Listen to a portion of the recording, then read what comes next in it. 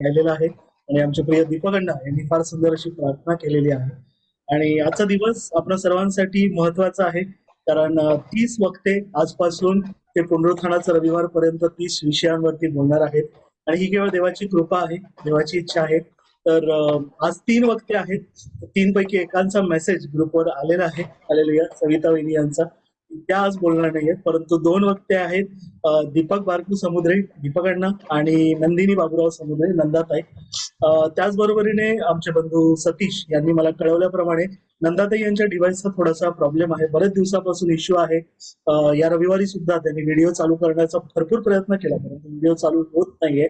तर आपण त्यांच्यासाठी प्रार्थना करूया, कारण पहिला विषय आहे दीपक अण्णांकडे. तर देवाच्या कृपेने दीपक अण्णा जोपर्यंत बोलतायत तोपर्यंत आपण नंदाताई यांच्यासाठी सगळेजण प्रार्थना करूया की आज त्यांना वचनावर बोलायचंय, तर त्यांचा व्हिडिओ चालू व्हावा. हालेलुया. तर देवाने तो विषय आपल्या हातात घ्यावा, कारण आज त्या वचनावर बोलणार आहे. तर पहिली संधी मी दीपक अण्णा यांना देत आहे.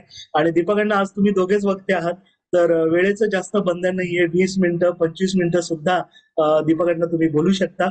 आणि आज पहिला विषय जो आहे तो प्रभू येशूचा यरुशलेमेत जो जयोत्सव आणि प्रवेश आहे, जो जावळ्याचा रविवार, या रविवारी आपण साजरा करणार आहोत, त्या विषयावरती आहे. तर इथून पुढची वेळ मी आमचे प्रिय दीपक अण्णा यांच्याकडे. हालेलुया. दीपक अण्णा, इथून पुढची वेळ तुमच्याकडे. ठीक आहे. माझी काय आता मनात तशी तयारी झालेली नाही, तरी पण एक 2 शब्द मी बोलतो. येशूचा यरुशलेमेत जयोत्सवाने प्रवेश. तर ह्या जावळ्याचा रविवार 4 अध्याय आपल्याला दिलेले आहेत. मत्तई कृत शुभवर्तमानाचा 21वा अध्याय आणि 1 ते 11. त्यानंतर मार्क कृत शुभवर्तमान 11वा अध्याय आणि 1 ते 11. त्याचबरोबर लूक कृत शुभवर्तमान याचा 19वा अध्याय 28 ते 40 आणि योहान कृत शुभवर्तमान याचा 12वा अध्याय आणि 12 ते 19. तर ह्या वचनामध्ये येशू ख्रिस्त यरुशलेमेला जात असताना चा प्रसंग तिथं सांगितलेला आहे. तर ज्यावेळेस येशू ख्रिस्त यरुशलेमेला जात होता त्यावेळेस तो म्हणजे हजारो लोक त्याच्याबरोबर चालत होते, त्याच्या पाठीमागून जात होते. आणि त्यावेळेस येशू ख्रिस्त हा चिन्ह चमत्कार करत होता. त्या जाताना म्हणजे त्यांनी 1-2 ठिकाणी आंधळ्यांना दृष्टी दान केलेलं हे दाखले आहेत तिथं. तर ते ज्यावेळेस त्या बार्तिमाईला एक दृष्टी दिली आणि त्यानंतर आणखीन 2 अंध व्यक्ती होत्या, त्यांनाही येशू ख्रिस्तानं दृष्टीदान केलेली आहे. आणि ते अंध असताना सुद्धा त्यांनी प्रभूला ओळखलं होतं. म्हणजे ज्यावेळेस ते तिथून चालले होते त्यावेळेस ते मोठ्यानं ओरडून म्हणत होते की अहो दावीद पुत्र, अहो दावीद पुत्र, आमच्यावर दया करा. आणि त्यानंतर येशूनं येऊन त्यांना म्हणजे लोकांनी त्यांना दटावलं होतं की बाबा तुम्ही म्हणजे मध्ये येऊ नका म्हणून, पण येशूनं त्यांना थांबवलं. आणि ज्यावेळेस येशूनं त्यांना त्यांच्याकडे बोलवलं त्यावेळेस त्यांनी येशू ख्रिस्तानं त्यांच्या डोळ्याला स्पर्श करून त्यांना दृष्टी दिली. आणि बाकी एवढे लोक होते, पण त्यांच्यापेक्षा जास्त ह्या 2 अंधांनी त्यांना ओळखलं होतं, कारण ते अहो दाविदाचे पुत्र तेच फक्त म्हणत होते. बाकी सगळे लोक येशूचा जय जयकार करत होते. तर त्यानंतर ज्यावेळेस ते रस्त्यानं चालत असताना बेतफगे आणि बेथानी या गावाजवळ आल्यानंतर येशू ख्रिस्तानं त्यांना 2 शिष्यांना पाठवून सांगितलं की समोरच्या गावात जा आणि तिथे एक गाढवी आणि शिंगरू बांधलेले तुम्हाला आढळेल आणि ते शिंगरू घेऊन तुम्ही इकडे घेऊन या. आणि जर कोणी तुम्हाला तिथं अडवलं तर त्यांना सांगा की प्रभूला याची गरज नाही. आणि त्यानंतर ते 2 शिष्य गेले, त्यांनी त्यांना ते बांधलेलं शिंगरू आढळलं. आणि त्यानंतर ते सोडाव्यास गेले त्यावेळेस तेथील काही लोकांनी त्यांना विचारणा केली की बाबा तुम्ही हे काय करायला लागलाय, कुठं न्यायला लागलाय. तर त्यावेळेस त्यांनी सांगितलं की प्रभूला याची गरज आहे. त्यावेळेस त्यांनी त्यांना म्हणजे कोणताही विरोध केला नाही आणि ते आपले शिंगरू घेऊन येशू ख्रिस्तापर्यंत आले. त्यानंतर त्याच्या शिंगराच्या अंगावर त्यांनी आपले कपडे घातले आणि बऱ्याच लोकांनी कपडे काढले, काही लोकांनी त्या शिंगरावर घातले, काही लोकांनी रस्त्यावर हातरले आणि मोठमोठ्यानं जय जयकार करत, येशूचा जय जयकार करत ते रस्त्यानं चालले. त्यावेळेस काही लोकांनी झाडाच्या फांद्या आणून ऊर्ध्वलोकी देवाला गौरव अशा घोषणा देत, होसाना होसाना, प्रभूच्या नावाने येणारा धन्यवादित असो, अशा मोठ्यानं ते घोषणा करत जात होते. आणि त्या गर्दीमध्ये काही परुष होते. आणि आता त्या अंधाने जरी ओळखलं होतं तरी त्यात असे काही लोक होते की हा कोण आहे म्हणणार. म्हणजे हा येशू हा कोण आहे, हा ही आलेली व्यक्ती कोण आहे हे काही जणांना माहितीही नव्हतं. तर त्यांनी म्हणजे बरेच जण सांगायला लागले की नासरेतून आलेला हा येशू संदेश आहे. त्यानंतर दुसऱ्या याच्यामध्ये परुषी म्हणतायत की बघा जग ह्याच्या मागे चाललंय, म्हणजे तुमच्या मागे कोण नाही. म्हणजे त्या परुषांनाही भीती वाटत होती की सगळे येशूच्याच मागे चाललेले आहेत आणि आपल्या मागे कोण येणार नाही. मग ज्यावेळेस परुषी येशू ख्रिस्ताला त्यांनी सांगितलं की गुरुजी शिष्यांना तुम्ही दटावा, त्यांना म्हणजे हे जे तुमचा जय जयकार करतात ते थांबवा. आणि त्यावेळेस येशू ख्रिस्तानं त्यांना सांगितलं की जर हे थांबले तर धोंडे ओरडतील. आणि त्यानंतर मग ते तिथून पुढे गेले. बस एवढ्यापर्यंत ठीक आहे. एवढं बोलून मी माझे 2 शब्द संपवतो. हालेलुया. देवाच्या नावाला गौरव. आणि फार सुंदर असं म्हणण दीपकांनी घेतलेलं आहे. दीपकांना व्हिडिओ चालू ठेवा, बंद नका करू. हालेलुया. पण फार सुंदर म्हणण दीपकांना यांनी घेतलेलं आहे. आणि पहिलाच विषय आहे यरुशलेमेत प्रभू येशू ख्रिस्ताचा जयोत्सवाने प्रवेश. तर या विषयावरती दीपकांना बोललेले आहेत. तर पुढे जाण्याआधी मला वाटतं सतीश आणि सुजाता दिदी, तुम्ही याच्यावरती काही बोलू इच्छित आहात का? ठीक आहे. तर मग आपण मला वाटतं शेवटीच या वचनांचा सारांश घेऊया. तर पुढचे वक्ते आहेत बेथानीत मरियेने प्रभू येशूला केलेला तेलाभ्यंग या विषयावरती आपल्यामध्ये नंदाताई आहेत. नंदिनी बाबूराव समुद्रे या बोलणार आहेत. नंदाताई, इथून पुढची वेळ तुमच्या. हॅलो. व्हिडिओ चालू होतोय का नंदाताई? बदलायला प्रयत्न करा. नाही होत. हॅलो. चालेल, बोला नंदाताई. नंदाताई यांच्याकडे विषय आहे बेथानीत मरियेने येशूला केलेला तेलाभ्यंग. इथून नाही, पुढची नंदाताई तुमच्याकडे. मंदिराचं शुद्धीकरण आहे माझ्याकडे. अच्छा, हा हा, दुसरा विषय सविता वहिनी यांच्याकडे. क्षमा करा. तिसरा विषय आहे नंदाताई यांच्याकडे, मंदिराचं शुद्धीकरण. येस नंदाताई, इथून पुढची वेळ तुमच्याकडे. देव बाप्पाचे मी आभार मानते. आणि माझ्याजवळ व्हिडिओची सोय नसताना सुद्धा तुम्ही मला हे वचन बोलण्यासाठी संधी प्राप्त करून दिली, म्हणून देखील मी देवाचा आभार मानते. कारण देवाचीच इच्छा होती. माझी सुद्धा कालपर्यंत काहीच तयार नव्हती. आणि जेव्हा तुम्ही रात्री हे सांगितलं की आज कुणालाही बोलता येणार आहे, तेव्हा मला खरोखर मनापासून जरा मला आनंद वाटला की आपली एवढीशी काही तयारी झाली नव्हती.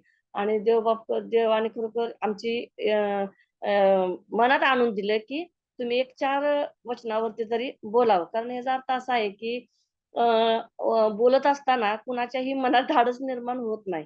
जसं तुम्हाला बोलता येईल तसं आम्हाला अजूनही आमची ही तयारी नाही आणि ती तयारी इथून पुढं व्हावी असे सर्वांनी आमच्यासाठी प्रार्थना करावी. आणि जे इथून पुढे बोलणार आहेत त्यांच्यासाठी सुद्धा मी प्रार्थना करते की त्यांच्या मनातून जे वचन किंवा जे वाक्य येणार आहे ते परमेश्वराच्या मुखातून निघणार आहे असं मी म्हणेन. आणि ह्यावेळेस मी मंदिराचं शुद्धीकरण माझ्याकडं आज म्हणून आहे, तर मी एक सुरुवातीला गीत म्हणणार आहे. चालेल का? एक गीत म्हणणार आहे, चालेल ना? सुंदर देऊळ हृदय माझे येतेच विराज देव बाप, येतेच विराज देव बाप, समक्षता त्याची राखी शुद्ध याला, सदा शुद्धाला दूर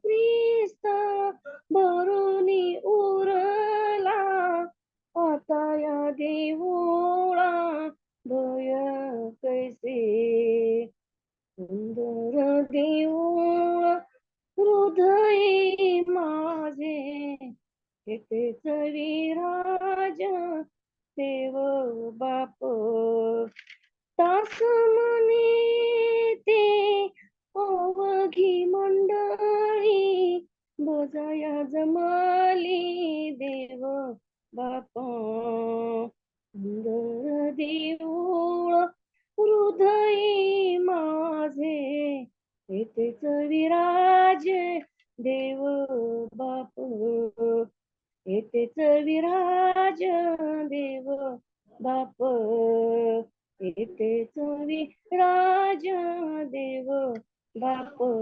आपण तुमच्या प्रार्थना करूया. तर पवित्र पवित्र पवित्र महासाप्रभू परमेश्वरा, दयेच्या आणि कृपेच्या सागरा, राजांचे राजा, प्रभूंचे प्रभू, खरंच देव बाप्पा, आमची लायकी पात्रता नसताना सुद्धा तो आम्हाला गीत म्हणण्यासाठी आणि तुझं सुंदर दोन वचनावरती बोलण्यासाठी तो आम्हाला देवप्पा सहाय्य करत आहेस, म्हणून तुझे आभार मानतो. जे देवप्पा मी काय बोलणार आहे प्रभू देवा, तर मी नाही बोलणार, तर तूच बोलणार प्रभू देवा. आणि माझ्या मुखातून देवप्पा चांगलंच शब्द येऊ देत प्रभू देवा, असं तू दयेने कृपेने कर प्रभू देवा, आणि करशील असं आमचा पूर्णपणे विश्वास. आणि इथून पुढचं देवप्पा जी तुझी लेकरं वचनावरती बोलणार आहे देवप्पा, त्यांच्या मनामध्ये तू धाडस निर्माण करून दे प्रभू देवा, आणि देशील असा आमचा पूर्णपणे विश्वास आहे. इथून पुढची वेळ आता मी सोपवून देतो. मागणी आणि कल्पनेपेक्षा अधिक देणारा तू देवप्पा आहेस. तुझ्याच प्रियाने गुण मागते म्हणाय. आमेन. हालेलुया. मत्ती कृष्ण वर्तमान याचा 21वा अध्याय आणि 12 ते 17 वचन वाचते मी. मंदिराचं शुद्धीकरण. नंतर येशू मंदिरात गेला. मंदिरात जे क्रय विक्रय करीत होते त्या सर्वांना त्याने बाहेर घालून दिले. सराफाचे चौरंग व कबुतरे विकणाऱ्याला बैठकी पालत्या केल्या आणि त्यास म्हटले, माझ्या घरास प्रार्थना मंदिर म्हणतील असे लिहिले आहे, परंतु तुम्ही ही लुटारूची गुहा करीत आहात. मग आंधळे व लंगडे यांच्याकडे मंदिरात आले आणि त्याच्याकडे मंदिराकडे आले आणि त्यांनी त्यांना बरे केले. तेव्हा त्याने केलेला चमत्कार पाहून दाविदाच्या पुत्राला होसाना असे मंदिरात गजर करणारी मुले पाहून मुख्य याजक व शास्त्री रागवले व त्याला म्हणाले, की काय म्हणतात हे तू ऐकतोस काय? येशूने त्यास म्हटले, हो बाळके व ताणी मुले यांच्या मुखातून तू स्तुती पूर्ण करविली आहे, हे तुमच्या वाचनात कधी आले नाही काय? नंतर तो त्या सोडून नगराबाहेर बेथानीस गेला आणि व तिथे वस्ती केली. आज खरोखर या सुंदर अशा वचनाबद्दल मी बोलत असताना देव आशीर्वाद करो. मंदिराचे शुद्धीकरण.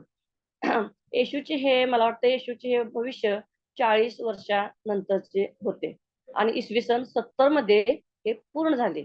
त्यावेळी रोमी सैन्याने यरुशलेमचा नाश केला आणि हजारो यहुदी मारले गेले. आणि असे झाले की त्यावेळी जे लोक मंदिरामध्ये विक्री करत होते तर ते त्यांना बाहेर घालवू लागला व येशूच्या सेवा कार्यात ही एक पहिली मोठी सार्वजनिक कृती असे आपण म्हणूया. मंदिरात शुद्धीकरण म्हटलेल्या या घटनेचा जर उल्लेख आपण बघितला तर येशूच्या सेवा कार्यातील ही पहिली मोठी सार्वजनिक कृती होती. आणि योहान कृष्ण वर्तमानाचा आपण दुसरा अध्याय मध्ये जर बघितलं 13 ते 22 मध्ये आपण नंतर वाचलं तरी चालेल. आणि आपण त्या सेवा कार्यात अखेरची मोठी सार्वजनिक ही कृती होते. आणि आपण आता मत्ती कृष्ण वर्तमान 21वा अध्याय वाचला 12 ते 17 आणि ही सुद्धा त्याची ही सेवा करीत अखेरची मोठी सार्वजनिक कृती होती. कारण येशूला आता वधस्तंभावर जाण्या अगोदर काय काय कार्य करायचे होते आपण आता बघितलं वेग नाही. दीपकनं सांगितलं की यरुशलेमेत येशूचा जयशने प्रवेश करण्यात आला आणि त्यानंतर ते झाल्यानंतर मग मंदिराचं शुद्धीकरण शुद्धीकरणासाठी त्या मंदिरामध्ये आलेला आहे. आणि आपण जर बघितलं मार्कुस सुवर्तमानाचा 11वा अध्याय आणि 15-17 वचनामध्ये तिथं सुद्धा असंच सांगितलेलं आहे की मंदिराचं शुद्धीकरण म्हणजे देवाने देवबाप्पाने काय काय कार्य केलं. या 2-3 अध्यायामध्ये योहान कृष्ण वर्तमान, मार्क कृष्ण वर्तमान, मत्ती कृष्ण वर्तमान असेच अध्याय परमेश्वराने सांगितलेले आहेत. आणि त्या अध्यायाप्रमाणे जर आपण जर बघित असलं तर खऱ्या अर्थाने आध्यात्मिक हेतूचा भंग करणारे येशूने आपल्या न्यायी रागाने बाहेर घालून दिले. आपण आता बघितलंच मंदिराच्या आवारात घडणाऱ्या ज्या सर्व गोष्टीविषयी येशूला राग आला व त्या गोष्टी आज आपल्या मंडळात सुद्धा होत आहे. आणि बघायला गेलं तर येशूला ही वाटणारी सर्वात मोठी चिंता म्हणजे मंडळीमध्ये पवित्र नव्हती, नैतिकपणा नव्हता, शुद्धतापणा नव्हता, आध्यात्मिक ज्ञान नव्हतं, पूर्णता झाली नाही, दुष्टापासून आलं होते, असं प्रार्थनेचं घर होईल का? असा हा शास्त्रलेख आहे का? परंतु त्याची तुम्ही लुटारी केली आणि गुहा केली, असे मंदिरात येशू ख्रिस्त शिक्षण देत होता. म्हणजे येशू ख्रिस्ताला आता जर आपण बघितलं तर येशू ख्रिस्ताला न आवडणाऱ्या गोष्टी मंदिरामध्ये त्या ठिकाणी होत होत्या. ज्या ठिकाणी आपण ज्यावेळेस चप्पल काढून मंदिरामध्ये जातो, त्याच खरोखर ते काय असते, पायऱ्यापासून पवित्र सगळ्या गोष्टी काय होत्या, पवित्र होत्या असतात. पण आपण काय करतो, तिथं पवित्रता पाळत नाही, कारण आपल्याला त्याची काहीच भीती नसत्या. आणि मनात सगळं आपण काय करतो, आपल्या काही मनात सगळ्या घाण भावना, घाण वासना असतात. एखाद्या विरुद्धच्या बोलणं, एखाद्या विरुद्ध वाईट बोलणं. आणि ज्या दिवशी शाब्बात दिवस असतोय असं आपण पाळतोय, पण त्या दिवशी सर्व काही कामं करणं, इतराबद्दल आपण काहीतरी वाईट बोलणं. कसं परमेश्वरानं काय केलं, 6 दिवस काम केलं. आपण उत्पत्तीचा पहिला अध्याय बघितला. 6 दिवस काम केलं आणि 7व्या दिवशी विसावा घेतला. ते आपल्याला परमेश्वराने एक शिक्षण बांधून दिलेलं आहे. आणि ते आपण काय आजपर्यंत ते काय आपण जपलेलं नाही. कारण रविवारी जर आपण बघितलं तर मंदिरामध्ये जाण्या अगोदर आपण आधी घरातलं आपण सर्व बघत असतो. याचं कारण काय, की आल्यानंतर आपल्याला आपली जी भूक आहे ती भूक भागवण्यासाठी, महिलांचं तरी असंच असतंय की ती भूक भागवण्यासाठी आपण काय करतो, सगळी घाई गडबड करून आम्ही आमच्या स्वयंपाकाची मागे लागतोय. मला आज असं म्हणायचं आहे की खरोखर जी देवाला न आवडणाऱ्या गोष्टी आपण करतोय, म्हणजे त्या ठिकाणी जे झालं, ते लोक जे शैतान कार्य करत होते, तिथं सर्व काही विकत होते, तर त्यावेळेस काय केलेलं आहे, ते सर्व पालतं केलेलं आहे. आणि ते देव काय म्हणत आहे, हे माझं प्रार्थना मंदिर आहे. आज जर आपण हे जर बघितलं तर त्यावेळेला लुटारी लोकांचा पुढारी व त्यांना घात करण्यास ते पाहत होते. याजक शास्त्री ज्या मंदिरात दररोज देव शिक्षण देत होता, आणि त्यावेळेस मुख्य याजक शास्त्री व लोकांचे पुढारी यांचा घात करण्यास ते पाहत असे. मग तरी काय करावे हे त्यांना सुचेना, कारण सर्व लोक त्याचे मन लावून ऐकत होते. आणि जे खरोखर देवाच्या सानिध्यात होते, ज्यांना खरोखर देवाचं आध्यात्मिक ज्ञान पाहिजे होतं, जी लोक लुटार आहेत त्यांच्याकडे त्यांनी लक्ष न देता येशू मंदिरात काय सांगत आहे हे ते लक्ष मनपूर्वक ऐकत आहेत. आता जर आपण बघितलं, जर असा अभ्यास जर आपण केला तर बघितलं, येशूला काहीच गरज नव्हती, कारण तो आता उत्तम शुक्रवारी सुळावर जाणारच आहे. सैतानी क्रूर लोक त्याला काय करणार, सुळावर देणारच होते. पण तरी सुद्धा इथं काय सांगितलंय, त्या दिवशी सुद्धा त्यानं काय केलं, आंधळे लंगडे यांना काय केलं, बरे केले, होय की नाही. असे अध्यायामध्ये किती तर आहे. त्याला काय गरज होती, पण त्याला हे पूर्ण जे पित्याने त्याच्यावरची जबाबदारी टाकली होती, ती त्याला काय करायची होती, पूर्ण करायची होती. आणि त्यात करण्यास तो काय होता, समर्थ होता, कारण तो देवांचा देव, राजांचा राजा होता, अधिपती होता. पण अजून मला एवढं सांगायचं आहे की अजून आपण मागे आहोत पाहता. म्हणजे मंदिराचं शुद्धीकरण कसं असं, आम्ही सुद्धा मंदिरामध्ये जात असताना आम्ही आमच्या मनातल्या ज्या वाईट गोष्टी आहेत त्या सर्व बाहेर टाकून देऊन, त्या पायरी चढतानाच आपण काय झालं पाहिजे, पवित्र मंदिरामध्ये आध्यात्मिक जे ज्ञान आम्हाला मिळणार आहे त्याच्याकडे आमचं काय केलं पाहिजे, लक्ष गेलं पाहिजे. आणि खरोखर देवाची हीच इच्छा आहे की आम्ही देवापासून कधीही लांब जाऊ नये. आणि जर आम्ही लांब जात असेल तर देव आपल्याला जवळ कधीच करणार नाही. म्हणून देवाची हीच इच्छा आहे की त्या लुटांसारख्या आपण न वागता आम्ही सुद्धा प्रेमानं, प्रीतीनं, आनंदानं राहण्याचा आपण काय केला पाहिजे, प्रयत्न केला पाहिजे. मी आता एक गीत म्हणलं, आपल्याला सर्वांना ते गीत माहित आहे, सुंदर देऊळ हृदय माझे आणि येथे चवे राजे देव बाप. खरोखर ज्या मंदिरामध्ये आपण जात आहोत, तर त्या मंदिरामध्ये आम्ही जात असताना आमची पावलं पवित्र असली पाहिजे, आमचं मन पवित्र असलं पाहिजे, आमचं हे मळीन झालेलं शुद्ध अंतःकरण आहे ते, जे घाणेरडं अंतःकरण आहे ते शुद्ध झालं पाहिजे. याच्यासाठी आम्ही प्रयत्न केला पाहिजे. जसं येशून आमच्यासाठी 40 दिवस 40 रात्र, आणि आता तो थोड्या म्हणजे होऊन गेलेल्या गोष्टी, तो सुळावर गेला आणि त्याच्यानंतर सुद्धा तो आमच्यासाठी परत उठला. आणि याची जाणीव ठेवून आपण प्रत्येकानं खरोखर जसं ते त्या ठिकाणी मंदिराचं येशूनं शुद्धीकरण केलं, तसं आम्ही सर्वांनी आपापल्या अंतःकरणाचे शुद्धीकरण करावं अशी माझी इच्छा आहे. प्रभू करो. आणि मला एवढं बोलण्यासाठी संधी प्राप्त करून दिली म्हणून मी आभार मानते. थँक्यू. हालेलुया. प्रभू येशू ख्रिस्त नावाला करो. फार सुंदर असं वचन आज आपल्याकडे आलेलं आहे. देवाच्या नावाला गौरव, कारण मंदिराचं शुद्धीकरण नाही का. आणि आज आपल्याकडे 3 विषय होते, परंतु 3 पैकी 2 विषयावर 2 वक्ते बोललेले आहेत. तर आणि आपल्याकडे भरपूर वेळ उरलेला आहे. हालेलुया. आपल्याकडे जवळपास अजूनही 30 ते 35 मिनिटाचा वेळ उरलेला आहे. तर काही क्षण आपण याच वचनावरती थोडंसं अजून मनन करूया. हालेलुया. आणि त्याआधी मी सतीश आणि सुजाता दिदी यांना विनंती करू इच्छितो, जर त्यांना ह्या विषयावरती काही बोलायचं आहे. सतीश, सुजाता दिदी, मंदिराचं शुद्धीकरण. ठीक आहे, तर आपण पहिल्या विषयाकडूनच जाऊया. प्रभू येशूचा यरुशलेमेत जयोत्सवाने प्रवेश, नाही का, हा पहिला विषय आहे जो झावळ्याचा रविवार आहे. आणि हा विषय फार महत्वाचा आहे, कारण हा विषय जो आहे ही जी घटना घडलेली आहे, जी 4ही शुभवर्तमानामध्ये नमूद आहे. पहिल्याने वचन वाचू. मी विनंती करतो, कोणीही योहानकृत शुभवर्तमान याचा 12 अध्याय वचन 12 ते 19 खणखणीत आवाजात वाचा. योहान 12 ते 19. दुसऱ्या दिवशी सणास आलेले पुष्कळ लोक येशू यरुशलेमेस येत आहे असे ऐकून खजुरीच्या झावळ्या घेऊन त्यांना त्यांच्या भेटीस बाहेर निघाले आणि गजर करत म्हणाले, होसान्ना, प्रभूच्या नावाने येणारा इस्रायलाचा राजा धन्यवादित असो. येशूला लहान गाढव मिळाल्यावर त्याच्यावर तो बसला. हे सियोनेचे कन्ये, भिवू नकोस. पहा, तुझा राजा गाढवीच्या शिंगरावर बसून येतो. या शास्त्रलेखाप्रमाणे हे घडले. प्रथम या गोष्टी त्याच्या शिष्यांना समजल्या नव्हत्या, परंतु येशूचा गौरव झाल्यावर त्यांना आठवण झाली की त्यांच्याविषयी ह्या गोष्टी लिहिलेल्या असून त्याप्रमाणे लोकांनी त्याला केले. त्याने लाजराला कबरेतून बोलावून मेलेल्यातून उठवले. त्यावेळेस जो लोकसमुदाय त्याच्याबरोबर होता त्याने त्याबद्दल साक्ष दिली. त्याने हे चिन्ह केले होते असे त्यांनी ऐकले, म्हणूनही लोक त्याला भेटण्यास आले. मग पुरुषी एकमेकांना म्हणाले, तुमचे काही चालत नाही हे लक्षात आणा. पहा, जग त्याच्या मागे चालले आहे. आमेन. आमेन. देवाच्या नावाला गौरव. आपण अनेकदा या विषयावरती म्हणून ऐकलेलं आहे प्रियांनो. देवाच्या नावाला गौरव. आणि ह्या वर्षी सुद्धा 2024 मध्ये सुद्धा आपण जाणतो की देवाचा पवित्र आत्मा आपल्याला एकच वचन वेगवेगळ्या समयी वेगवेगळ्या प्रकारे नव्याने गोष्टी प्रकट करतो, देवाच्या गहन गोष्टी सांगतो.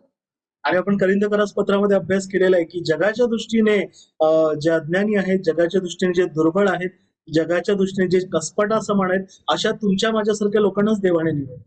हालेलुया. कारण ही देवाची पूर्ण योजना आहे.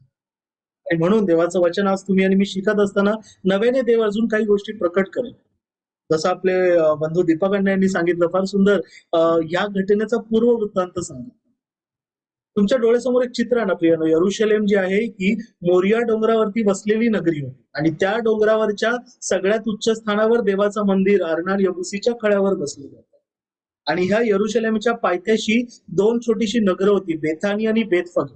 हालेलुया. पायथ्याशीच होती. आपल्यापैकी बरेच जण डोंगर चढले असतील, मोठे डोंगर. त्या डोंगराच्या, त्या यरुशलेम नगरीच्या पायथ्याशी बेतानी बेतफगे जी गावं होती, त्या नगरापासून अजून थोडं पूर्वेला गेलं की आर्देन नदीच्या किनाऱ्यापासून पहिलं जे गाव येतं ते होतं यरिहो. मोठं शहर होतं. हालेलुया. गाव नव्हतं, मोठं शहर होतं. आपण अभ्यास केलेला आहे, परमेश्वराने यहोशुवाद्वारे जी शहरं, जे नगर, जे कनान देश इस्रायलाला दिला, त्याच्यामध्ये पहिलं जे त्यांनी शहर काबीज केलं होतं ते यरिहो होतं, नाही का. यरिहोच्या भिंती कोसळून पडल्या होत्या. त्याच एरिओमध्ये वेशीच्या बाहेर, त्या जशा त्या भिंती होत्या तशा त्या वेशींच्या बाहेर 2 आंधळे बसले होते. ते काय म्हणाले, त्यांनी पहिल्यांदा ओळखलं. कसं ओळखलं? डोळे नव्हते त्यांना. मला समोर स्तवन दिसत आहे, स्तवनला 4 डोळे, चष्मा लावलेला. चष्मा पण नव्हता, डोळे पण नव्हते, अंध लोक. हालेलुया. पण देवाने अंतःकरणामध्ये त्यांना प्रकट केलं, जातोय तो त्यांचा मसीहा आहे, राजा आहे. म्हणून ते काय म्हणाले, अहो दावीद पुत्र, आमच्यावर दया करा. एवढंच बोल. हालेलुया. कसं प्रकट झालं? कोणी त्यांना वचन सांगितलं, कोणी त्यांना संदेश सांगितला, कोणी सुवार्ता. देवाने प्रकट केलं. आणि नंतर म्हटलेलं आहे की प्रभूने जेव्हा त्यांना दृष्टी प्रदान केली, त्यांना दृष्टी आली, तेव्हापासून ते आपलं वस्त्र टाकून उठले आणि प्रभू मागे गेले. कदाचित, आणि मला खात्री आहे की या यरुशलेमच्या या सगळ्या लोकांमध्ये ते सुद्धा असणार, जयघोष करणारे असणार. बेथानी बेतफगेपाशी एक छोटस गाढवीचं शिंगरू प्रभूने घेतलं. कारण शास्त्रलेख पूर्ण व्हावा. मसियाविषयी लोकांना एक अभिवचन दिलं होतं, सियोन कन्ये भिवू नको, तुझा राजे यशस्वी आहे, लिही ना. पण ते वचन वाचूया. जकर्याचं पुस्तक, अध्याय मला वाटतं 9. यस, जकर्या 9 जकर्या 9 अध्याय वचन 9 आणि 10 कोणीतरी वाचा. जकर्या 9 नवनीता. सियोन कन्ये जोराने आनंदाचा गजर कर, यरुशलेम कन्ये गजर कर. पहा, तुझा राजा तुझकडे येत आहे. तो न्यायी व यशस्वी आहे. तो लीन आहे, गाढवावर, गाढवीच्या पिलावर म्हणजे शिंगरावर बसून येत आहे. एफ्राईमातले रथ, यरुशलेमेतले घोडे मी नष्ट करीन. युद्धधनुष्य तोडून टाकण्यात येईल. तो राष्ट्रांबरोबर शांतीच्या गोष्टी बोलेल.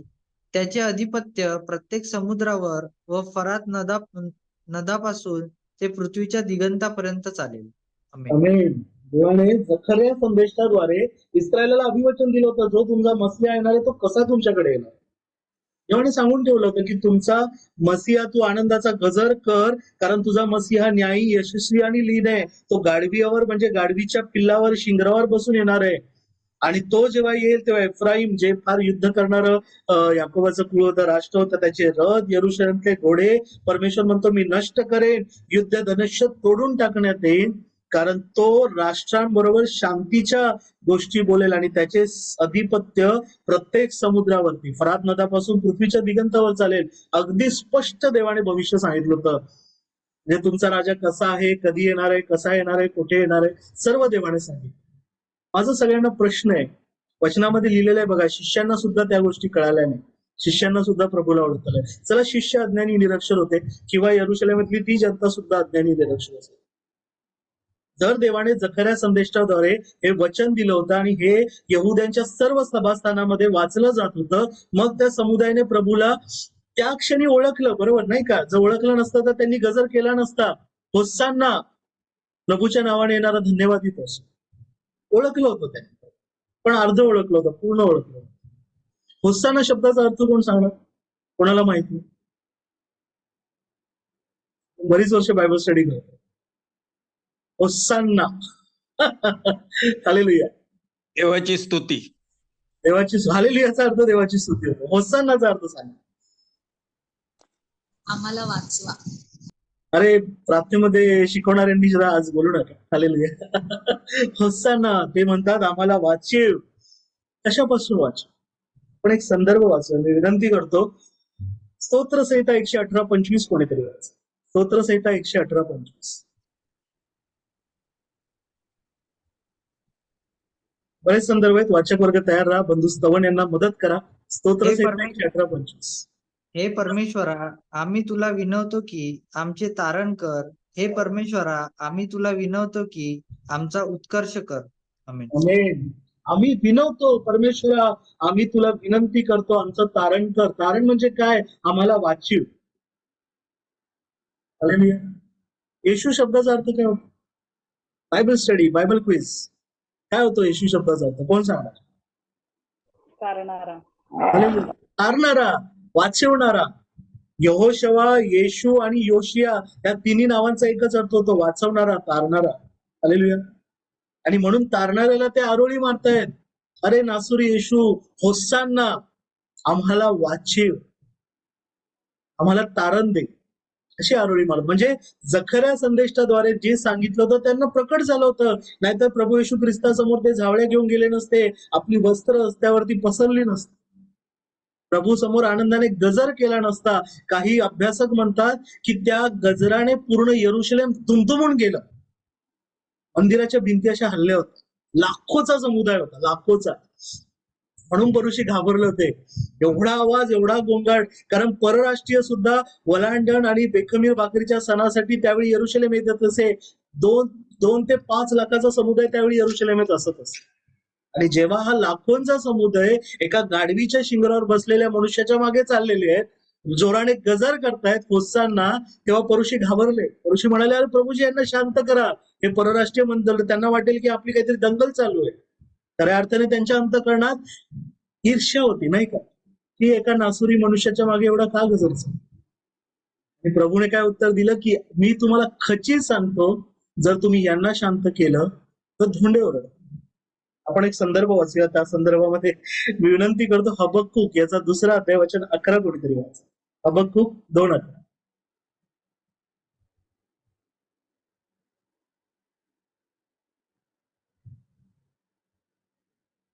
हबक्कुक किती ब्रदर 2. हबक्कूक याचा 2रा अध्याय वचन 11. कारण भिंतीचा दगड ओरडेल, इमारतीच्या लाकडातील तुळई त्याला उत्तर देईल. आमेन. परमेश्वराचं वचन सांगतं की कारण भिंतीचा दगड ओरडेल. आणि काय लिहिलेलं आहे पुढे हबक्कूक 2:11 मध्ये? इमारतीचा लाकूड येस, इमारतीच्या इमारतीची लाकूड काय लाकडातील करेल? तुळई त्याला उत्तर देईल. इमारतीची तुळई उत्तर देईल. असाच एक संदर्भ स्तोत्रसंहितामध्ये सुद्धा आपण तो वाचूया. स्तोत्रसंहिता 96 कोणीतरी वाचा. जगामध्ये अजून कोणत्या कोणत्या गोष्टी देवाच्या नावाचं गजर करतात? आकाश हर्ष करो, पृथ्वी उल्हास करो, समुद्र व त्यातील सर्व काही गर्जना करो. आमेन. आमेन. समुद्र बरेच बसलेत नाही का प्रार्थना? देवाचं वचन काय सांगतं? आकाश उल्हास करो, पृथ्वी गजर करो, समुद्र आणि त्यातील सर्व काही. काय वचन होतं? समुद्र व त्यातील सर्व काही गर्जना करत. गर्जना करो. गर्जना कशी असते? जोराची असते, कानठळ्या बसतात. देवाचं वचन ना, कानठळ्या करणारा गजर करणं गरजेचं आहे.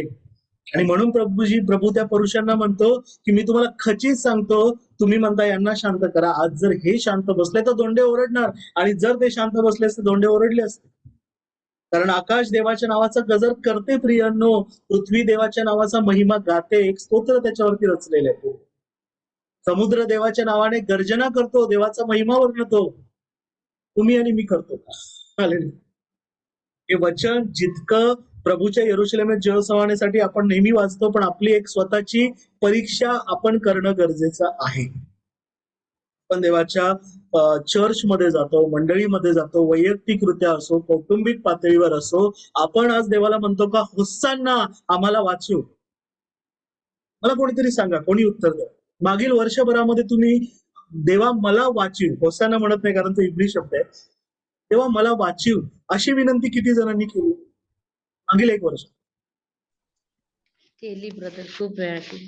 हालेलुया. थँक्यू शर्मिला आणि केली. हालेलुया. माझा विश्वास आहे तुमच्या तर बऱ्याच जणांनी केली असेल, आणि जर केली आहे तर हालेलुया. देवाच्या नावाला गौरव, कारण तुम्ही देवाच्या नजीक आहात, देवाच्या जवळ आहात, तुमचा राजाच्या मागे जाणारे लोक आहात, आणि तो यशस्वी आहे, तो लीन आहे. आज या जयसवाने प्रवेशासंदर्भात अनेक शिकवणी आहेत, परंतु मी एकच शिकवण तुमच्या पुढे ठेवू इच्छितो, एक मेसेज तुमच्या पुढे ठेवू इच्छितो की तुमच्या वैयक्तिक प्रार्थनेमध्ये देवाकडे गजर करा, होसांना, देवा आम्हाला वाचव, देवाला आम्हाला या जगातल्या वाईट गोष्टींपासून वाचव, देवा आमच्या अंतःकरणाच्या कठीणपणापासून आम्हाला वाचव, देवा आमच्या मानवी स्वभावा, मानवी कल्पनांपासून, मानवी आचरणापासून आम्हाला वाचव. तेव्हा मीच माझा शत्रू होतो, जेव्हा माझा आत्मा तुझी भक्ती करू इच्छितो, पण माझं शरीर तुझ्या प्रार्थनेपासून, तुझ्या चर्च पासून, तुझ्या भक्तीपासून दूर जातं, तेव्हा देवा माझ्या विनाशी शरीरापासून मला वाच, माझ्या मोहापासून मला वाच, ही आपण विनंती देऊ. दुसऱ्या विषयावरती आपल्यातले वक्ते बोलणार होते. बेथानी येथे एक स्त्री आहे मरिया, जिने प्रभू येशूला तेलाभ्यंग केलेला आहे. त्या संदर्भात आपण आधी वचन वाचूया. मी विनंती करतो कोणीही मत्तई 26 वचन 6 ते 13 वाचा. मत्तई 26 6 ते 13. तेव्हा येशू बेथानीत कुष्ठरोगी शिमोन याच्या घरी असता कोणी एक स्त्री बहुमोल सुगंधी तेलाची आलाब्रास्त्र कुपी घेऊन त्याच्याकडे आली, आणि तो भोजनास बसलेला असता तिने त्याच्या मस्तकावर ओतली. हे पाहून शिष्य रागून म्हणाले, हा नाश कशाला? हे सुगंधी तेल विकून पुष्कळ पैसे आले असते व ते गरिबांना देता आले असते. येशूनेही जाणून त्यांना म्हटले, ह्या स्त्रीला का त्रास देता? हिने तर माझ्यासाठी चांगले कृत्य केले आहे. कारण गरीब नेहमी तुमच्या जवळ आहेत, परंतु मी तुमच्या जवळ नेहमी आहे असे नाही. हिने सुगंधी तेल माझ्या शरीरावर ओतले, हे माझ्या उत्तर कार्यासाठी केले. मी तुम्हाला खचित सांगतो, सर्व जगात जेथे जेथे ही सुवार्ता गाजवली तेथे तेथे हिने जे केले तेही हिच्या स्मरणार्थ सांगतील. आमेन. आमेन. अजून पुन्हा एकदा आपण जाणतो की प्रभू येशू ख्रिस्ताचा यरूशलेमेत जयोत्सवाने प्रवेश झाल्यानंतर ते अगदी जो मौंदी गुरुवार आहे, जेव्हा प्रभू येशू ख्रिस्त शिष्यांबरोबर शेवटल्या भोजनासाठी गेला. जर तुम्ही वाचाल तर वचनामध्ये लिहिलेलं आहे, दररोज सकाळी प्रभू यरूशलेम येतात असे, मंदिरात लोकांना शिकवण देत असे, लोकांना बरं करत असे, आणि संध्याकाळी मात्र प्रभू तेथून खाली डोंगर उतरून हालेलुया बेथानीपाशी जात असे. हालेलुया. बेथानीमध्ये, आणि म्हणून लिहिलेलं आहे की बेथानीमध्ये प्रभूला एक कुष्ठरोगी होता शिमोन, याच्या घरी जेवणाचं आमंत्रण होतं. इस्रायल लोकांना परमेश्वराने आज्ञा दिली होती की कुष्ठरोगी यांना तुम्ही शिवू नये, ते तुमच्या घराच्या बाहेर, तुमच्या वेशीच्या बाहेर असतात. ते वचन वाचूया मी विनंती करतो. अनुवाद लेविय याचा 13वा अध्याय वचन 45 आणि 46 पडतो. लेविय 13, 45, 46. ज्या महारोग्याच्या अंगावर हा चट्टा असेल त्याचे कपडे फाटके असावेत, त्याच्या डोक्याचे केस मोकळे सोडलेले असावेत, त्याने आपला वरचा ओठ झाकून ठेवावा आणि अशुद्ध अशुद्ध असे ओरडत जावे. जितके दिवस हा चट्टा त्याच्या अंगावर राहील तितके दिवस त्याने अशुद्ध राहावे. तो अशुद्ध होय, त्याने एकटे राहावे. छावणीच्या बाहेर त्याची वस्ती असावी. आमेन. आमेन. वचनामध्ये लिहिलेलं आहे कुष्ठरोग्याची वस्ती छावणीच्या बाहेर असावी, त्याने एकटं असावं. पण वचनामध्ये आपण इकडे नव्या शुभवर्तमानामध्ये तर पाहतो नव्या करारात की कुष्ठरोगी शिमोन याच्या घरी परमेश्वर प्रभू बेथानी येथे जेवावयास बसला. बऱ्याचशा अभ्यासकांचं म्हणणं आहे तो शिमोन जन्मापासून कुष्ठरोगी होता, म्हणून यरीहो मधले लोक त्याला कुष्ठरोगी शिमोन म्हणूनच ओळखत होते. पण जसं प्रभूने लाजराला मरणातून उठवलं, त्याचप्रमाणे प्रभूने या शिमोनाला सुद्धा कुष्ठरोगातून पूर्णपणे बरं केलं होतं. हालेलुया. आणि म्हणून शुद्ध झाल्यावर त्याने प्रभू येशू ख्रिस्त आणि शिष्यांसाठी भोजनाचं आमंत्रण दिलं होतं आणि प्रभू त्याच्या घरी जाऊन जेवत होता. देवाची तीच इच्छा, आपल्या घरी यावं, आपल्या बरोबर बसावं. बरे लोकांनी तुम्हाला काही विशेषण लावलं असू दे, जसं त्या शिमोनाला बरा होणे कुष्ठरोगी विशेषण लागलं, नाही का? आपण सुद्धा देवामध्ये आलो तरी लोक आपली काय करतात, शेवटी जग असंच आहे प्रियनो. म्हणून प्रभूने सांगितलं मनुष्यांविषयी सावध राहा, कारण जग म्हणतात अरे काय प्रार्थनेत बसतो, आम्ही याला ओळखत नाही का? ह्याच्यासारखा 100% खोटारडा कोणी नाही. हालेलुया. ह्याच्यासारखा व्यसनाधीन मनुष्य आम्ही कधी बघितलं नाही. आता देवदेव करतो, असा तसा जग विशेषण लावतो. हालेलुया. पण देवाच्या राज्यात ही विशेषणं कामाची नाही, कारण देव अंतःकरण पाहतो. म्हणून देव कुष्ठरोगी शिमोन याच्या घरी जेवायला बसला. त्यावेळी एक स्त्री आली, मरिया, जिचा आपण अभ्यास केलेला आहे, जिने उत्तम वाटा निवडला होता, नाही का? प्रभू मार्था मरिया यांच्या घरी गेला होता, तेव्हा मार्था जेवणाची तारांबळ उडाली. पण आपल्या प्रार्थनेमध्ये सुद्धा अशा मरिया आहेत ज्या प्रार्थनेमध्ये रेग्युलर बसतात. बरेच जण आहेत, आता मी सगळ्यांची नावं घेत नाही, पण मी जाणतो त्याच मरिया आज प्रार्थनेमध्ये बसलेल्या आहेत, कारण त्यांनी उत्तम वाटा निवडलाय. त्या प्रभू येशूच्या चरणाजवळ बसून प्रभूचे वचन ऐकणार. हालेलुया. आणि तीच मरिया जी लाजराची बहीण होती, जी प्रभूजवळ आली आणि तिने वचनामध्ये लिहिले तेलाची अलाबस्त्र कुपी फोडून प्रभूच्या मस्तकावर ते तेल ओतलं. हालेलुया. का ओतलं? हिने प्रभूला तर तेलाचा अभिषेक केला आणि प्रभूने स्वतः उत्तर दिलेलं आहे की हिने जे केलं ते चांगलं केलेलं आहे. इंग्रजीमध्ये म्हटलेलं आहे she has done beautiful thing for me, कारण तिने हे माझ्या उत्तर कार्यासाठी केलेलं आहे. प्रभूने आधी शिष्यांना सांगितलेलं, 3 वेळा सांगितलं होतं मी क्रूस खांबावर जाणार आहे, मनुष्याच्या पुत्राला ठार मारतो, परंतु तो 3ऱ्या दिवशी पुन्हा उठणार आहे. हालेलुया. हे त्यावेळी देवाच्या कृपेने त्यात ती गोष्ट केवळ आणि केवळ मरियेच्या लक्षात राहिली, म्हणून मरियेने प्रभू येशू ख्रिस्ताच्या डोक्यावरती तेलाचा अभिषेक केला. आणि ती हे सुद्धा जाणत होती की आताच त्यांनी यरुशलेम मध्ये राजा म्हणून प्रवेश केलेला आहे, तो मसीहा आहे. आपण एक वचन वाचूया, मी विनंती करतो. शमूएलाचं पहिलं पत्र 16वा अध्याय वचन 12 आणि 13 पर्यंत. 1 शमूएल 16, 12 आणि 13.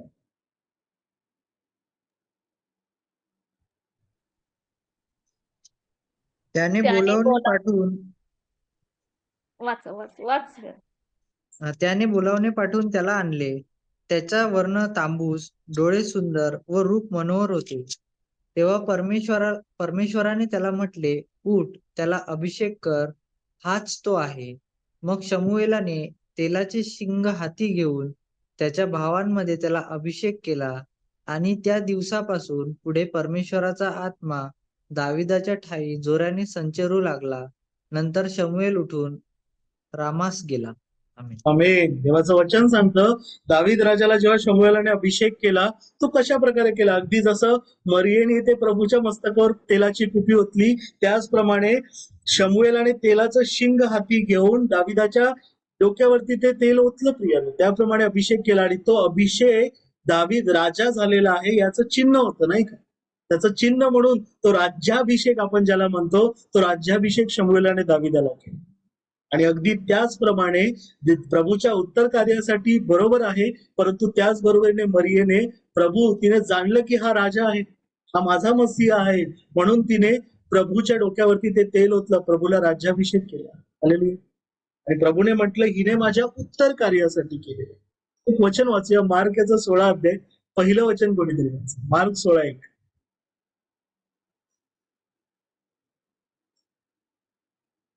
नंतर शब्बात गेल्यावर मगदालिया मरिया, याकोबाची आई मरिया व सलोमे यांनी तिकडे जाऊन त्याला लावण्याकरता सुगंधद्रव्ये विकत घेतली.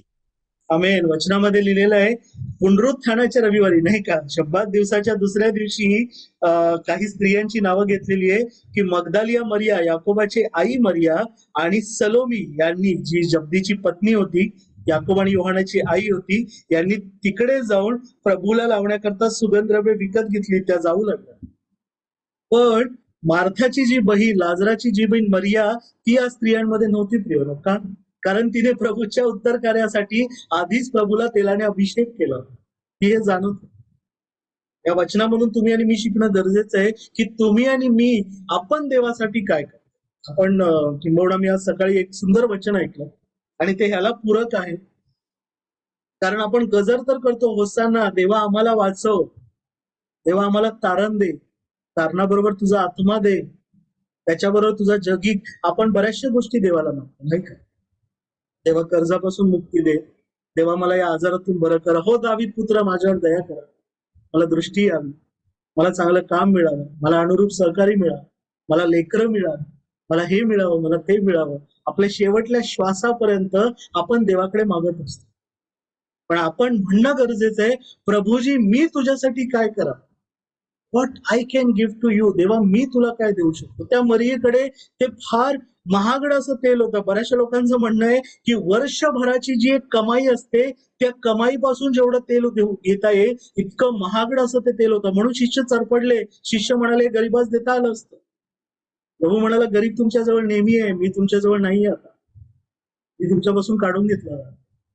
पण मरियेमध्ये ते देवाची कृपा, ते अंतःकरण होतं. ती इच्छा होती की माझा प्रभू माझ्या पापांसाठी क्रुसावर जाण्याच्या आधी मला एक कृत्य करणं गरजेचं आहे, मला प्रभूला काहीतरी द्यायचंय. आणि जे तेल होतं त्या तेलाद्वारे तिने अभिषेक केला. असं सगळ्यांना प्रार्थनापूर्वक विनंती, आजपासून ते पुनरुत्थानाच्या रविवारपर्यंत देवाकडे मागा, देवाशी बोला की देवा मी तुला काय देऊ शकतो. आणि do give something out of your sacrifice. जे तुम्हाला प्रिय आहे ना, ज्याची किंमत तुम्हाला मोजावी लागेल, ते देवाला. ते काही असू शकतं प्रिय.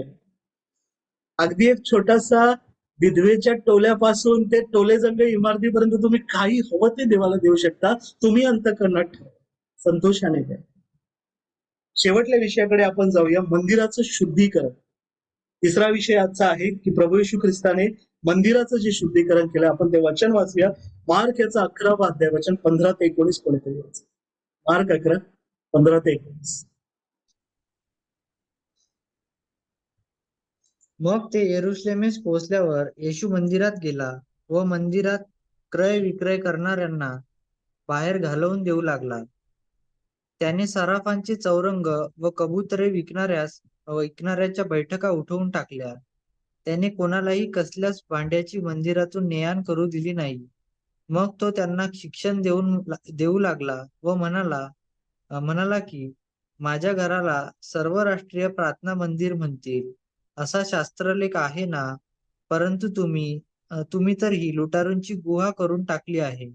मुख्य याजकांनी व शास्त्र्यांनी हे ऐकले आणि त्याचा घात कसा करावा याविषयी ते युक्ती योजू लागले, कारण सर्व लोक त्याच्या शिक्षणावरून थक्क झाल्या कारणाने ते त्याला भीत होते. रोज संध्याकाळी आमेन. Thank you sir. वचनामध्ये लिहिलेले आहे की प्रभू येशू ख्रिस्त यरुशलेमेत जेव्हा राजा म्हणून गेलेला आहे, लोक म्हणाले होसाना, प्रभूच्या नावाने येणारा राजा धन्यवादित असो. आणि यरुशलेमेत गेला प्रभूने पहिलं काय केलं तर मंदिराचं शुद्धीकरण केलं, असं वचनामध्ये लिहिलेलं आहे. पहिलं कृत्य, फर्स्ट. जेव्हा ख्रिस्त तुमच्या माझ्या जीवनात येतो तेव्हा तो गोष्टी शुद्ध करतो, झाडून पुसून लख्ख करतो. किंबहुना वचनामध्ये नंदाताई यांनी एक फार सुंदर गोष्ट सांगितली नाही का. प्रभूने मंदिरात आल्यानंतर ते मंदिर शुद्ध केलं आणि त्यानंतर दिवसभर प्रभू प्रतिदिनी लोकांना देवाच्या वचनातून मार्गदर्शन करत होता, बोध देत होता, देवाचं वचन त्यांच्यामध्ये उतरत होता आणि त्यांना बरं सुद्धा करत होता. हालेलुया.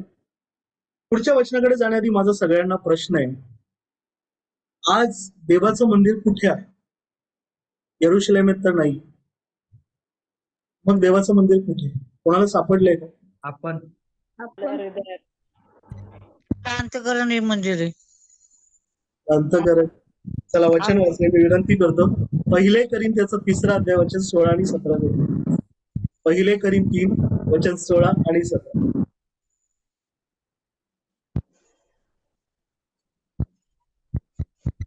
तुम्ही देवाचे मंदिर आहात आणि तुमच्यामध्ये देवाचा आत्मा वास करतो, हे तुम्हाला ठाऊक नाही काय? जर कोणी देवाच्या मंदिराचा नाश करतो, तर देव त्याचा नाश करील, कारण देवाचे मंदिर पवित्र आहे, तेच तुम्ही आहात. आमेन. मेन वचन सांगतं की तुम्ही आणि मी जे आता जर ख्रिस्ताचे आहोत, ख्रिस्तामध्ये नवी उत्पत्ती झालेलो आहोत, तर आता तुम्ही आणि मी आपलं शरीर, आपलं नाक, आपलं कान, डोळे, केस, हात, पाय सर्व काही देवाचं मंदिर म्हणून घडलेलं आहे. हालेलुया.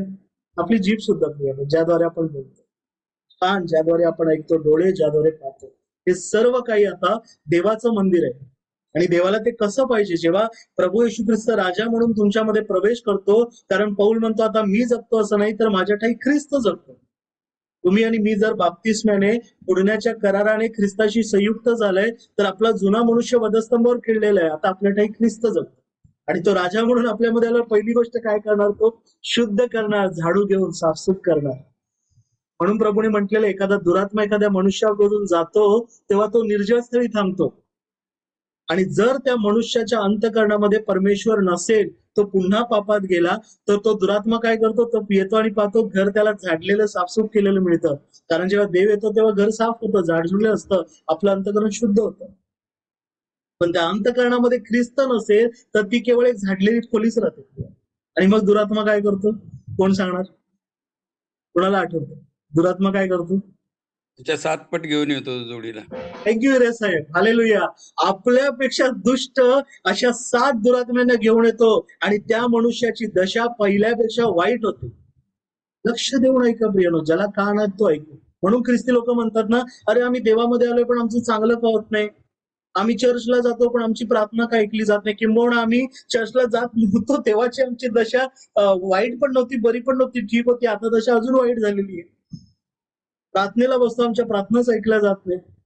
आम्ही लोकांसाठी उपहासाचा विषय झालाय. का झालेलं आहे? कारण तुमचं शरीर जे देवाचं मंदिर आहे ते प्रभूला झाडून पुसून तुम्ही स्वच्छ करू देत नाही. प्रभू तुमच्या अंतःकरणातले चौरंग उलथून टाकतो, तुम्ही पुन्हा चौरंग बसवता. तुम्हामध्ये देवाचा आत्मा बसतो. आणि देवाला ही गोष्ट किती महत्वाची आहे हे जुन्या काळातले काही वचन वाचूया आणि मग आपण थांबूया. मी विनंती करतो यशायाचा 56 अध्याय वचन 6 ते 8 कोणीतरी वाचा. यशाया 56 6 ते 8.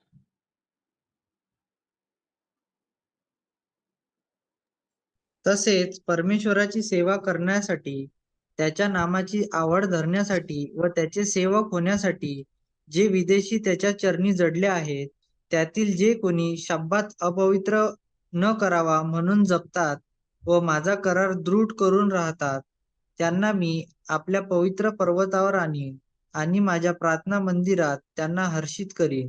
माझ्या वेदीवर केलेले त्यांचे होम व यज्ञ मला पसंत होतील, कारण माझे मंदिर हे सर्व राष्ट्रासाठी प्रार्थना मंदिर आहे असे म्हणतील. आमेन. आमेन. पुढे म्हटलेलं आहे, घालवून दिलेल्या इस्रायलास एकवट करणाऱ्या प्रभू परमेश्वराचे वचन आहे. एकवटलेल्या इस्रायला खेरीज इतरांशी एकत्र करून त्यांच्यात मिळवीन. आपण अभ्यास केलेला, आपल्या बहिणीने सांगितलंय रोगकरास पत्रामध्ये, परराष्ट्रीय तुम्ही आणि मी कलम लावण्याद्वारे इस्रायलाशी जोडले गेलेलो आहोत. आपण देवामध्ये एकवट झालेलो आहोत. पण त्यासाठी परमेश्वर म्हणत आहे, मी त्यांना आपल्या पवित्र पर्वतावर आणील, माझ्या प्रार्थना मंदिरात हर्ष करतो. ज्या पवित्र मंदिराला देवाने त्याचं नाव दिलेलं आहे ते लुटारूची गुहा होऊ नये म्हणून आपण जपणं गरजेचं आहे. कारण प्रियानो, तेव्हा त्या पवित्र पर्वतावरती मंदिर होतं, ज्या मंदिराला देवाचं नाव दिलं होतं, जे त्या लोकांनी अशुद्ध केलं, आणि जसं नंदाताईंनी सांगितलं 70 वर्षानंतर, प्रभू येशूच्या पुनरुत्थानाच्या 70 वर्षानंतर ते मंदिर समूळ जाळून टाकण्यात आलं, इतकं जाळून नष्ट करण्यात आलं की आजही त्या ठिकाणी मंदिर उभं राहिलेलं नाही. पण तुम्ही आणि मी कृपेच्या ओघात असल्यामुळे आज ते मंदिर तुमचं माझं शरीर म्हणून देवाने घडलेलं आहे. ते विटा मातीने घडलेलं नाही, ते कोणी जाळू शकत नाही, कोणी नष्ट करू शकत नाही. हालेलुया. पण जरी ते शरीर म्हणून मंदिर उभारलेलं आहे, ते मंदिर शुद्ध ठेवणं आता आपल्या प्रत्येकाची ख्रिस्तामध्ये वैयक्तिक जबाबदारी आहे. आपण अजून 2 संदर्भ वाचून थांबूया. मी विनंती करतो, यिर्मया 7:8-11 कोणी यिर्मया 7:8-11.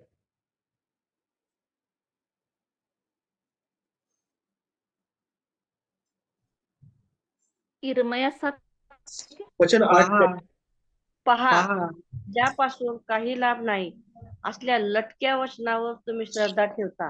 हे काय?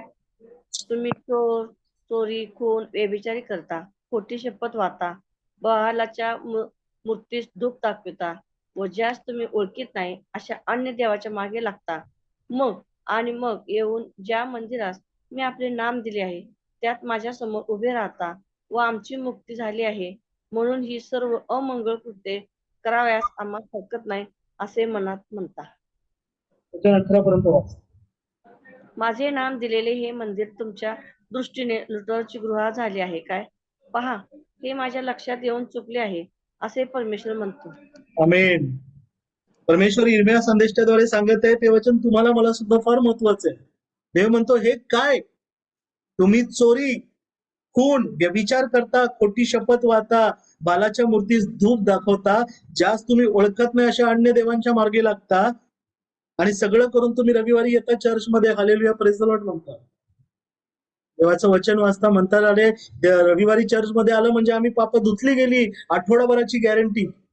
महिन्याच्या सुरुवातीला आम्ही प्रभूच्या मेजात सहभागी झालो, तर मग उरलेले दिवस आम्ही कुठल्याही मेजात सहभागी होण्यासाठी, कुठल्याही पार्ट्यामध्ये जाण्यासाठी मोकळे आहोत.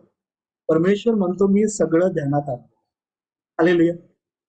कारण आता तुमचं शरीर देवाचं मंदिर, तुमचं तोंड, तुमची जीभ, तुमचं नाक, तुमचे कान, तुमचे डोळे, सगळे प्रभू येशू ख्रिस्त हातामध्ये झाडू घेऊन साफ करत आहे. प्रिय, लक्षात घे. आणि पुढे वचनामध्ये लिहिलेलं आहे की मग येऊन ज्या मंदिरास मी आपलं नाव दिलंय, तुमचं माझं शरीर, तुम्हाला मला देवाचं नाव मिळालेलं आहे. हालेलुया. त्या देवाने म्हटले, यापुढे मी माझी वचने, माझा करार त्यांच्या अंतःकरणावर कोरेल. तुमच्या माझ्या अंतःकरणावर देवाचा करार कोरेल. आणि आपण काय करतो, तर त्या मंदिरामध्ये देवासमोर उभे राहतो आणि म्हणतो, आमची मुक्ती झाली आहे म्हणून सर्व अमंगळ कृत्य करण्यास हरकत नाही. आपण लाईट बंद करतो, अंधारात बसतो, आपल्याला वाटतं आपल्याला कोणी बघत नाही. आपल्या मोबाईलमध्ये, आपल्या वैयक्तिक जीवनामध्ये आपण कोणत्या गोष्टी बोलतो, कोणाशी भेटतो, कोणाला बोलतो, आपल्याला वाटतं कोणी पाहत नाही. परमेश्वर पाहतो. एक वचन वाचून आपण थांबूया. मी विनंती करतो, यहेजकेल, थोडा मोठा संदर्भ आहे, कोणीतरी हळू वाचा. यहेजकेल 8 वचन 4 ते 12 कोणीतरी. यहेजकेल 8 4 ते 12. मग पहा, मी खोऱ्यात दृष्टांत पाहिला होता, त्यासारखे इस्रायलाच्या देवाचे तेज येते होते. तेव्हा तो मला म्हणाला, मानव पुत्रा, आपले डोळे वर करून उत्तर दिशेकडे पहा. मी उत्तरेकडे दृष्टी लावली. तो वेदी वेशीच्या उत्तरेस मंदिराच्या प्रवेश मार्गात ही इशेस पेटविणारा मूर्ती होती. तो मला म्हणाला,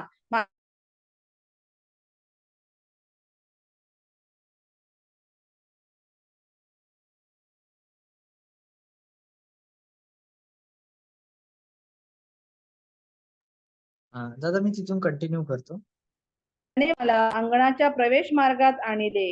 मी पाहिले तो भिंतीला भोग पडले होते. त्याने मला म्हटले, मानवपुत्रा, भिंत खण. मी भिंत खणली. तो पहा, एक दार लागले. तेव्हा तो मला म्हणाला, येथे हे लोक कसली दुष्ट व अमंगळ कृत्य करीत आहेत ती पहा. मी आत जाऊन पाहिले, तो सरपटणारे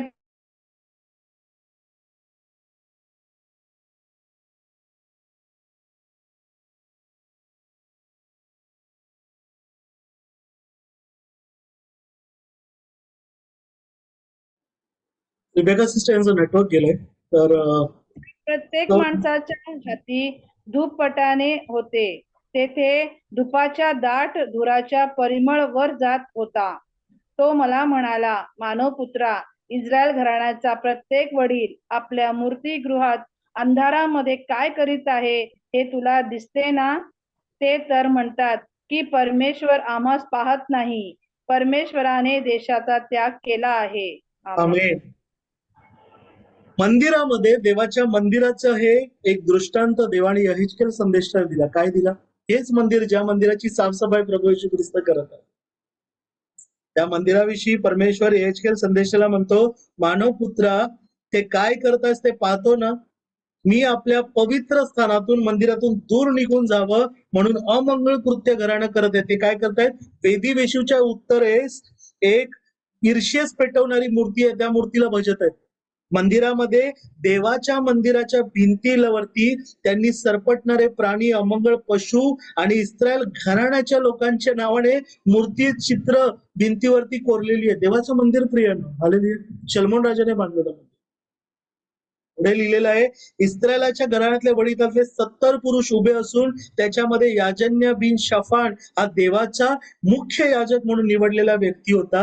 आणि प्रत्येक माणसाच्या हाती धुपाटणे होते. ते धुपाटणे देवासाठी नव्हते देत, ते धुपाटणे त्या मूर्तींसाठी ते करत होते.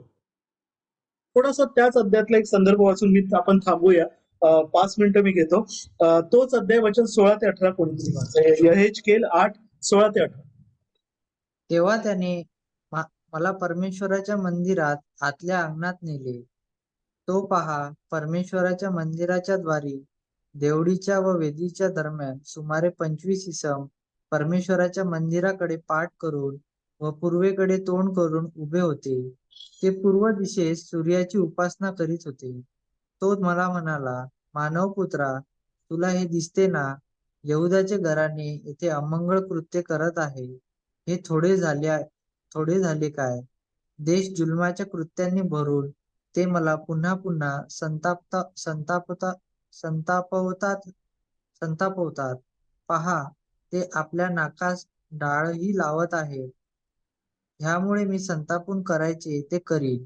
मी त्यांच्यावर कृपादृष्टी करणार नाही, त्यांची गय करणार नाही.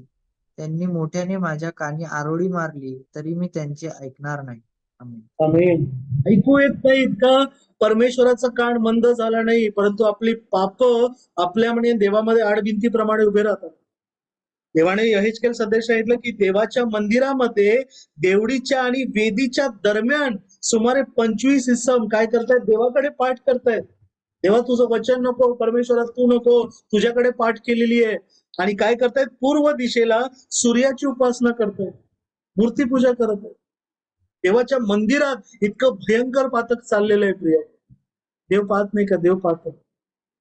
देवाने म्हटलेलं आहे, हे यहुदाचं घराणे अमंगळ कृत्य करत आहे आणि जुलमाच्या कृत्याने ते परमेश्वराला संतापवित आहे. हे तुमच्या माझ्यासाठी इशारा आहे. तो राजा आहे, तो राजा आलेला आहे, तो न्यायी आहे, यशस्वी आहे, लीन आहे, त्याचा अभिषेक सुद्धा झालेला आहे. हालेलुया. आता तो राजा आहे, तो त्याच्या गौरवाने येणार आहे, तो उशीर लावणार नाही प्रियांनो.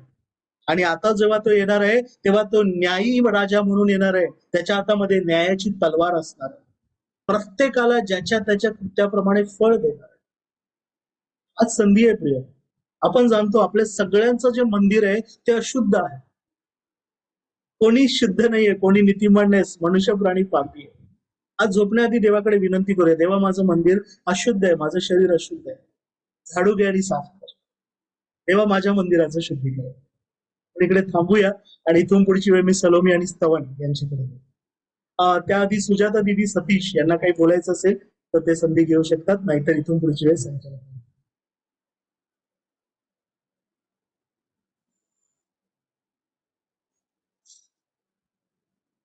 ठीक आहे, इथून पुढची वेळ आपण संचालकांकडे देऊया. हालेलुया. देवाच्या नावाला धन्यवाद देतो की सुंदरसे आज आपल्यामध्ये 2 वक्ते बोलले. मी त्यांचे आभार मानतो आणि परमेश्वर तुम्हाला खूप खूप आशीर्वाद देव. आणि दादांनी पण जो टॉपिक राहिला होता, जो भाग राहिला होता त्याच्यावरही सुद्धा मार्गदर्शन केलं. दादांचे पण आभार. तेव्हा तुम्हाला खूप खूप आशीर्वाद देऊ. प्रियांनो, इथून पुढील वेळ प्रभूंनी शिकवलेली प्रार्थना आणि या रात्री एक गीत म्हणण्याची. तर आपण सर्वजण आपले माईक अनम्यूट करूया आणि प्रभूंनी शिकवलेली प्रार्थना. हे आमच्या आमच्या स्वर्गातील बाप्पा, तुझे नाव पवित्र मानले जाव, तुझे राज्य जसे स्वर्गात तसे पृथ्वीवरही तुझ्या इच्छेप्रमाणे आमची रोजची भाकर आज आम्हाला दे. आणि जसे आम्ही आमच्या ऋण सोडून सोडले आहे तसेच तो आमच्या गुन्हे माफ कर. आणि आम्हाला स्पर्शित आणू नकोस, तर आम्हाला वाईटापासून सोडू. कारण की राज्य, सामर्थ्य आणि गौरव ही सर्व काळ तुझीच आहे. या रात्री ईश्वरा तू माझला सांभाळ, आयुष्यभर राखीचा करावा प्रतिपाल. आमीन. Good night. Hallelujah. Praise the Lord. Good night. Hallelujah. Praise the Lord. जय मसीह की.